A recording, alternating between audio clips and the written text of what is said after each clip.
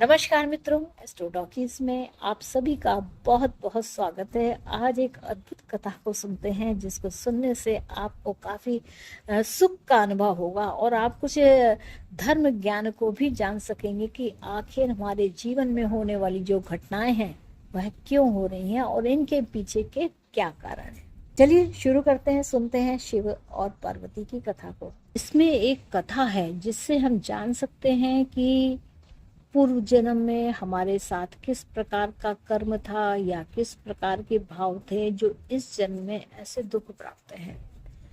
तो कर्म विपाक संहिता में एक शिव जी पार्वती जी से इस शताभिषेक नक्षत्र चरण 2 के लिए वह एक कहानी बताते हैं। इस कहानी में वे कहते हैं कि मध्य देश में एक वेदों को जानने वाला एक ब्राह्मण था और उसका जो स्वभाव था वह अत्यंत ही सुशील था। तो उस ब्राह्मण की जो पत्नी थी उसका नाम था सुशीला। तो शील स्वभाव वाली सहज गुणवती वह स्त्री थी और उसके 3 पुत्र हुए और सभी जो पुत्र थे वह गुणी थे और वेदों को जानने वाले थे। अब सब वेदांग से पारंगत थे और प्रवीण थे। तो एक समय की बात है कि ज्येष्ठ पुत्र का विवाह हुआ। अब उस विवाह में उस ब्राह्मण की बहन भी साथ में आई थी और उसने बहन का आदर सत्कार किया जैसे बाकी रिश्तेदारों का उसने सारा ही स्वागत सत्कार किया। और जब विवाह संपन्न हो गया तो सारे जो बाकी रिश्तेदार थे वह सब जा चुके थे। अब बहन ने अपने भाई से एक उपहार के लिए कहा। वह उपहार था कि उसे एक तांटक यानी कि एक कर्णफूल चाहिए या कानों में कुछ पहनने के लिए एक सुंदर आभूषण चाहिए। उसने वह मांगा। जब उसने मांगा तो उस ब्राह्मण की जो स्त्री थी वह बहुत ही क्रोधित हो गई और उसने कहा कि नहीं, ऐसी चीज कुछ नहीं है और हम नहीं देंगे। इस प्रकार से स्पष्ट रूप से मना कर दिया। अब जब उस ब्राह्मण की पत्नी ने अपने पति की बहन को स्पष्ट रूप से मना कर दिया तो वह जो बहन थी वह उदास होकर के घर चली गई। उदास होकर के जब वह चली गई और पूरा रास्ते से लेकर के घर तक में शोक करती रही कि उसे बहुत ही दुख हुआ, बहुत शोक मनाया उसने और उस शोक के कारण वह अपने पुत्र के सहित मर भी गई। अब जब इस प्रकार से मृत्यु हो गई तो धीरे धीरे ब्राह्मण भी जो है वह थोड़ा सा गम में अपने जीवन को व्यतीत करने लगा कि एक छोटी सी चीज मांगी थी और मैंने नहीं दी या मेरी पत्नी ने मुझे देने नहीं दिया। तो इस प्रकार से धीरे धीरे समय व्यतीत होता गया और उस ब्राह्मण की एक समय पर मृत्यु हो गई। ब्राह्मण की मृत्यु हो जाने के बाद क्या हुआ कि जो उस ब्राह्मण की पत्नी थी वह साथ में सती हो गई। तो कुछ तो वह पुण्य कार्य करते थे क्योंकि वेदांग से युक्त थे, चीज़ों को समझते थे, ज्ञान को समझते थे, पर एक छोटी सी गलती हो गई। अब उन्होंने जब उन्हें क्या हुआ कि मृत्यु के बाद उन्हें सत्य लोक प्राप्त हुआ और वहाँ पर वह 3 करोड़ वर्ष तक रहे।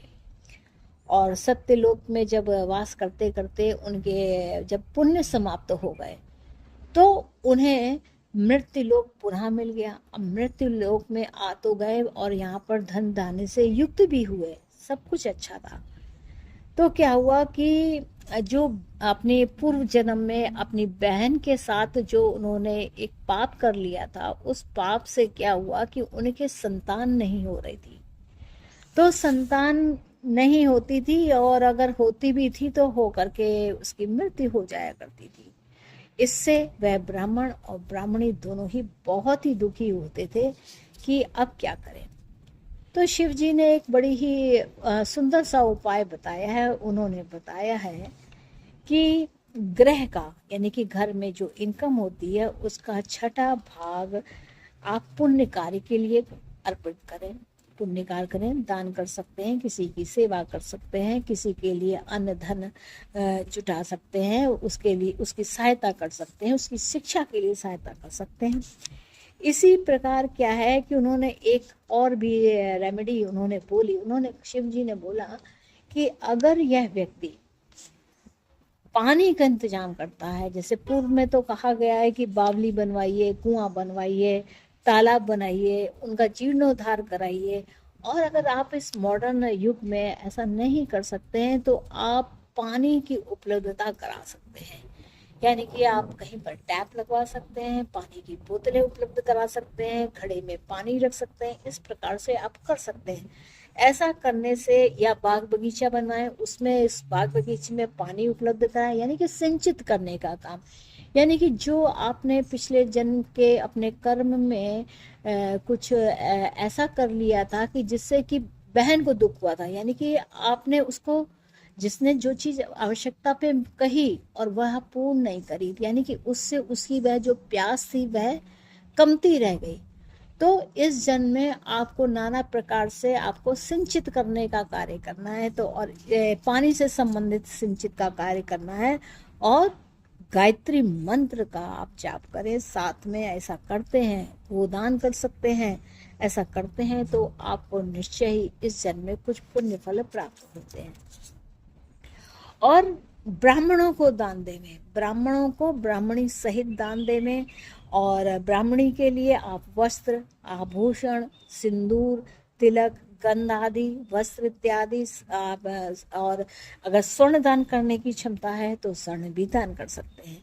तो और उसमें विशेष करके कान के लिए, जैसे कान के छोटे या जो आपकी सामर्थ्य हो उसके अनुसार जब आप दान करते हैं तो सभी प्रकार के पाप नष्ट होते हैं, रोग नष्ट होते हैं, और आपको पुण्य फल प्राप्त होते हैं। तो ऐसा करने से सभी प्रकार के पुण्य फल मिल जाते हैं। तो ये जो कथा है, यह कथा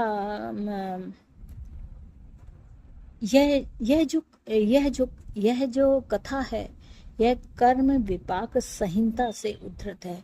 इसमें शिव जी पार्वती जी के साथ संवाद करते हुए बताते हैं, वह उन्होंने सभी नक्षत्र और चरण के लिए यहाँ उन्होंने इसके लिए रेमेडीज बताई हैं कि किस प्रकार से कर्म करने से, किस प्रकार के दान पुण्य करने से, या आपने पूर्व में कैसे कर्म कर लिए थे जिसके कारण यह दुख प्राप्त हुआ। तो ये जो शिव पार्वती का कर्म विपाक संहिता के द्वारा हम लोगों को दिखाने का है कि आप इस चीज को समझिए, देखिए, समझिए, और उसके अनुसार अपने जीवन में रेमेडीज को कीजिए। तो यह जो शिव कर्म विपाक संहिता है, इसमें 108 चरणों को लेकर के शिव और पार्वती का ये अद्भुत संवाद उन्होंने दिखाया है। और ये जो संवाद है, इस संवाद में शिव जी केवल यह नहीं बताते हैं कि आपकी रेमेडीज हो, आप वो यह भी बताते हैं कि आपके पूर्व जन्म में क्या कर्म थे, आपने कैसा पाप कर लिया था, जाने में किया था या अनजाने में किया था, लोभ में किया था या प्रतिशोध में किया था, किस किस रूप में आपने पाप कर लिया। उस पाप का जो फल इस जन्म में भोगा जा रहा है, या भोग रहे हैं, या जीवन में आगे भोगेंगे, तो उसकी मुक्ति के लिए ये कुछ सरल उपाय हैं जो अगर आप करते हैं, नित्य प्रतिदिन करते हैं, या मन में भावना रखते हैं, अगर एक बार भी आपने भगवान को अर्पण करके उन पापों की समीक्षा की या सोचा कि आखिर ऐसा दुख क्यों प्राप्त है, उसकी आप सरल रेमेडी कर सकते हैं और उन दुखों से मुक्ति पा सकते हैं। तो मित्रों, ये था मेरा भाव इस कर्म विपाक संहिता को लेकर के कि इसमें किस प्रकार से ये बड़ी ही रोचक कहानियां हैं और मुझे बहुत ही अच्छी लगी, बड़ी ही प्रेरक कहानियां हैं, और मैंने सोचा कि इससे मैं आपके आगे प्रस्तुत करूं। आशा करती हूँ कि आपको मेरा यह एपिसोड अच्छा लगा होगा, और आपने मेरे इस एपिसोड को अगर पसंद किया है तो कृपया चैनल को लाइक कीजिए, इसको शेयर कीजिए, सब्सक्राइब कीजिए। मिलेंगे नेक्स्ट एपिसोड में किसी और कहानी के साथ, कथा के साथ। बने रहिए इस चैनल के साथ।